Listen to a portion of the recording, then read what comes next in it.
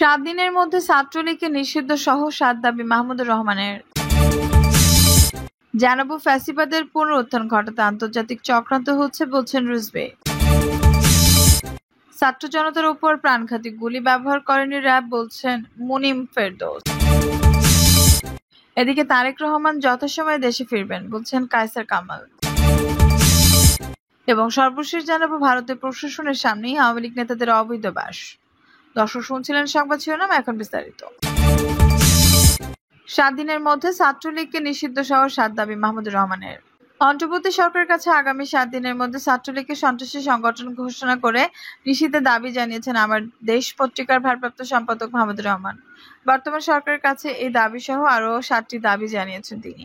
মাহমুদুর রহমান বলেন, অনতিবিলম্বে বাংলাদেশ ছাত্রলীগকে একটি সন্ত্রাসী সংগঠন হিসেবে নিষিদ্ধ বেআইনি সংগঠন ঘোষণা করতে হবে। গত 16 বছরে দেশের সব সন্ত্রাসী কার্যক্রমের জন্য একমাত্র ছাত্রলীগ দায়ী। ছাত্র জনতার বিপ্লবে সারা দেশে যত শিক্ষার্থীকে হত্যা করা হয়েছে সব করেছে পুলিশ ও ছাত্রলীগের বাহিনী। মতবিনিময় সভায় অন্তর্বর্তী সরকারের কাছে মাহমুদুর রহমানের জানানো দাবিগুলো হলো ছাত্র জনতার আন্দোলনে আহতদের চিকিৎসা ও পুনর্বাসনের জন্য স্বাস্থ্য উপদেষ্টা, অর্থ উপদেষ্টা, শিল্প ও গণপূর্ত উপদেষ্টা এবং প্রধান উপদেষ্টা রাজনৈতিক সচিবের নেতৃত্বে একটি কমিটি গঠন করতে হবে। বাংলাদেশ ছাত্রলীগকে 1 সপ্তাহের মধ্যে সন্ত্রাসী সংগঠন ঘোষণা করে নিষিদ্ধ করতে হবে। যমুনা সেতুকে শহীদ আবু সাইদের নামে নামকরণ করতে হবে, যাতে মানুষ সেখান দিয়ে পার হওয়ার সময় শতাব্দীর পর শতাব্দী আবু সাইদকে দেখতে পাবে। 2009 সালের পর থেকে ভারতের সঙ্গে যতগুলো চুক্তি হয়েছে তার প্রত্যেকটা উপধারা জনসম্মুখে প্রকাশ করতে হবে। জনগণকে জানতে হবে ভারতের সঙ্গে কি কি চুক্তি হয়েছে এবং এগুলো পুনর্বিবেচনার জন্য একটি কমিটি গঠন করতে হবে, যেখানে ভারতের ফ্যাসিবাদের দোসর থাকতে পারবে না। বঙ্গবন্ধু এভিনিউকে শহীদ আবরারের নামে নামকরণ করতে হবে, কারণ শহীদ আবরার এই ফ্যাসিবাদ আন্দোলনের প্রথম শহীদ। আপনাদের মনে রাখতে হবে, শেখ মুজিব বাংলাদেশের প্রথম স্বৈরাচারী নেতা, আর শেখ হাসিনার ফ্যাসিবাদের আইকন হচ্ছেন শেখ মুজিব। বিশ্ব স্বাস্থ্য সংস্থা থেকে ফ্যাসিস্ট হাসিনার কন্যা সাইমা ওয়াজেদ পুতুলের নমিনেশন অনতিবিলম্বে বাতিল করতে হবে। পুতুলকে নমিনেশন দেওয়া হয়েছিল জালিয়াতির মাধ্যমে এবং আপিল বিভাগের একজন বিচারপতি নেতৃত্বে একটা বিচার বিভাগীয় তদন্ত কমিটি গঠন করে জেলে হত্যাকাণ্ডের শিকার ব্রিগেডিয়ার জেনারেল আব্দুর রহিম এবং বিএনপি নেতা নাসির উদ্দিন পন্টুর হত্যাকাণ্ডের বিষয়ে তদন্ত করতে হবে।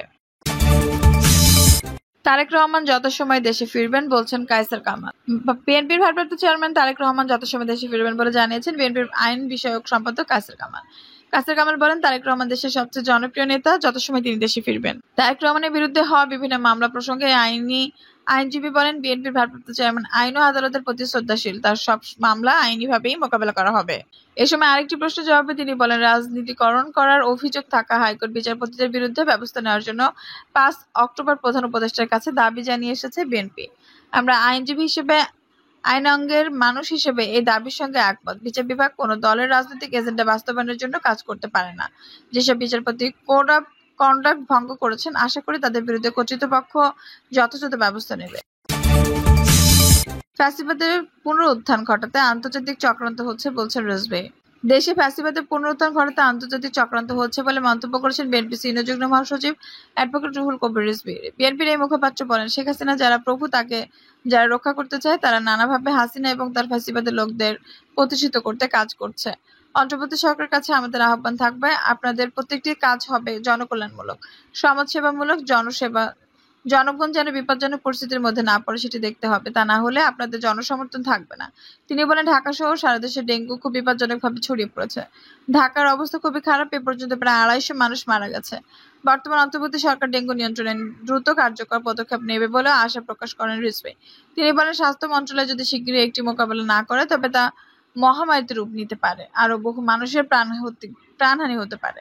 তিনি বলেন, একটি ভয়াবহ দানবকে সরিয়ে অন্তর্বর্তী সরকার প্রতিষ্ঠিত হয়েছে, তাই এই সরকারের দায়িত্ব অনেক বেশি। এবার অতিমাত্রায় বৃষ্টি হচ্ছে, বৃষ্টির কারণে ডেঙ্গুর প্রকোপ বাড়ছে, পাড়ামহলে মানুষের মাঝে আতঙ্ক সৃষ্টি হচ্ছে। ডেঙ্গু আরো ভয়াবহ আকার ধারণ করার আগেই যেন প্রতিরোধ করা যায়, সেই ব্যবস্থা সরকার এবং রাজনৈতিক দলগুলোকে নিতে হবে। ছাত্র জনতার উপর প্রাণঘাতী গুলি ব্যবহার করেনি র্যাব বলছেন মুনিম ফেরদৌস। বৈষম্যবিরোধী ছাত্র আন্দোলনে ছাত্র জনতার উপর র্যাব কখনোই প্রাণঘাতী গুলি ব্যবহার করেনি বলে দাবি করেছেন বাহিনীর আইন ও গণমাধ্যম শাখার পরিচালক লেফটেন্যান্ট কর্নেল মুনিম ফেরদৌস। তিনি বলেন, র্যাব ছাত্র জনতার আন্দোলনের সঙ্গে ছিলেন, অভ্যুত্থান সফল করতে কাজ করে যাচ্ছে। পুলিশের ৯০ জনের বেশি কর্মকর্তা এজাহারভুক্ত আসামি। র্যাবের মধ্যে এমন কেউ আসামি হয়েছে কিনা জানতে চাইলে তিনি বলেন, র্যাবের কোনো সদস্য পালিয়ে যায়নি। অন্যান্য বাহিনীতে হলেও র্যাবের কোনো সদস্য কর্মবিরতি যায়নি। র্যাবে ৮ বাহিনী থেকে সদস্য আসে। ১০,০০০ সদস্যের মধ্যে প্রায় ৪৪ ভাগ পুলিশ বাহিনী থেকে এসেছে। র্যাবের কোনো সমস্যা ছিল না। ছাত্র জনতার উপর র্যাব কখনোই মারণাস্ত্রের গুলি ব্যবহার করেনি। বৈষম্য বিরোধী আন্দোলনের গণহত্যায় জড়িতদের গ্রেপ্তার র্যাবের ভূমিকা জানতে চাইলে মুনিম ফেরদৌস বলেন, বৈষম্য বিরোধী আন্দোলনের ৫ আগস্টের পরে এখন পর্যন্ত ১,০৭০ জনকে গ্রেপ্তার করেছে র্যাব। এর মধ্যে সরকার উচ্চ পর্যায়ে ৩৯ জন রয়েছেন। পাশাপাশি অস্ত্র হাতে ছাত্র জনতার উপর গুলির ঘটনায় ১৫ জনকে গ্রেপ্তার করা হয়েছে, যাদের ভিডিও সামাজিক যোগাযোগ মাধ্যমে ছড়িয়ে পড়েছে। র্যাব নেতৃত্ব স্থানীয় রাজনৈতিক নেতা থেকে শুরু করে উচ্চ পর্যায়ের অনেকেই গ্রেপ্তার করেছে। এছাড়া বিপুল পরিমাণ অস্ত্র ও গুলি উদ্ধার করেছে। র্যাবের কাছে কেউ যদি কোনো তথ্য পায় তাহলে অবশ্যই ব্যবস্থা নেবে। র্যাব সবসময় সাধারণ মানুষের পাশে আছে। ওবায়দুল কাদের, জাহাঙ্গীর কবির নানক ও ডিবির হারুনের মতো বিতর্কিতদের গ্রেপ্তারের বিষয়ে মুমিন ফেরদৌস বলেন, তাদের বিষয়ে র্যাবে কাজ চলছে, তথ্য পেলেই গ্রেপ্তার করা হবে। ভারতের প্রশাসনের সামনে আওয়ামী লীগ নেতাদের অবৈধ বাস। ভারতে পালিয়ে গিয়ে ৩ ধরনের সংকটে পড়েছেন আওয়ামী লীগের নেতারা। বেশ কয়েকজন নেতা বলছেন, নিজেদের সঙ্গে করে আনা টাকা প্রায় ফুরিয়ে গেছে। দেশে থাকা আত্মীয়স্বজনের কাছ থেকে টাকা নিতে হচ্ছে তাদের। পাশাপাশি অনেকের কাছে পাসপোর্ট নেই। এছাড়া কারো কারো ভিসার মেয়াদ শেষ হয়ে গেছে।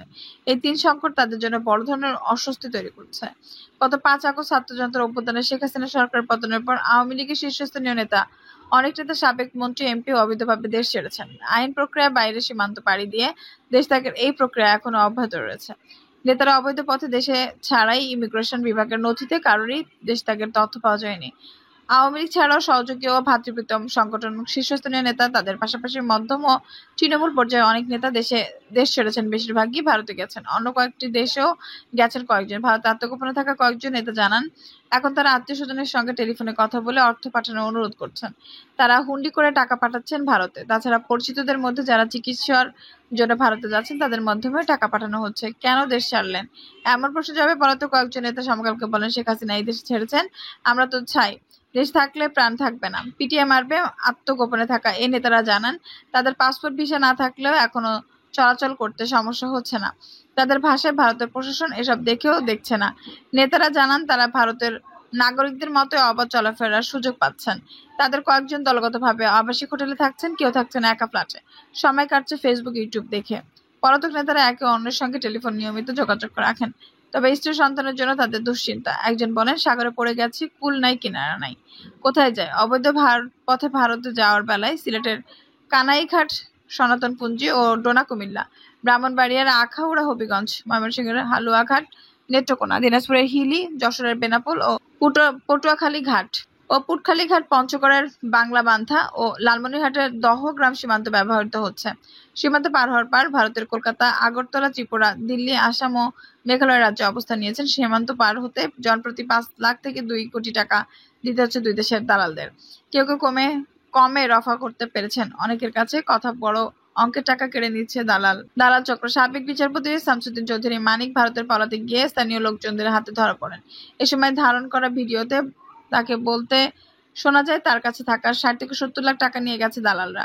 ব্রাহ্মণবাড়িয়ার আখাউড়ায় গত ১২ সেপ্টেম্বর গ্রেপ্তার হন সাবেক এমপি এবিএম ফজলে করিম চৌধুরী। তিনি প্রায় ২ কোটি টাকার বিনিময়ে ভারত যাওয়ার রফা করেছিলেন বলে জানা গেছে। সরকার পতনের পরপরই ভারতে যান সাবেক পররাষ্ট্রমন্ত্রী ডক্টর হাসান মাহমুদ। সেখান থেকে তিনি বেলজিয়াম গেছেন, দেশটির নাগরিকত্ব রয়েছেন তার।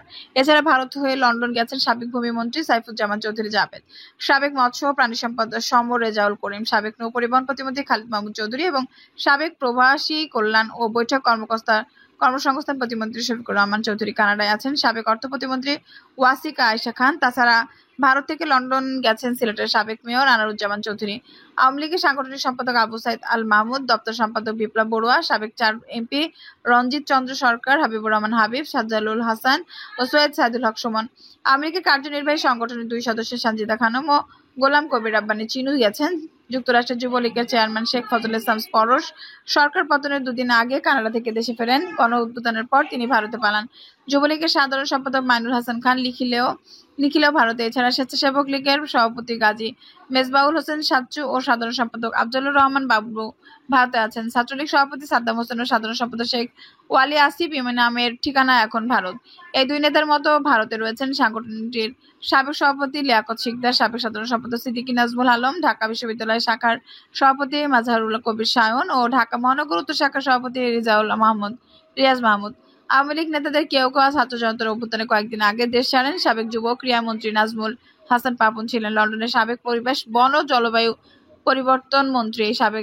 সাবের হোসেন চৌধুরীও ছিলেন দেশের বাইরে। এছাড়া স্ত্রী চিকিৎসার জন্য গণঅভ্যুত্থানের মাসখানেক আগে ভারতে যান মুক্তিযোদ্ধা বিষয়ক সম্পাদক সাবেক এমপি মৃণাল কান্তি দাস।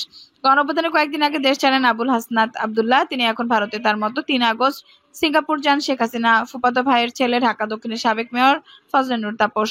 সেখান থেকে তিনি লন্ডন গেছেন বলে জানা গেছে। ঢাকা মহানগর উত্তর আওয়ামী লীগের সাধারণ সম্পাদক এস.এম. মান্নান কোচি গণঅভ্যুত্থানের আগের দিন ছিলেন থাইল্যান্ডে, এখন তিনি যুক্তরাষ্ট্রে অথবা লন্ডনে অবস্থান করছেন।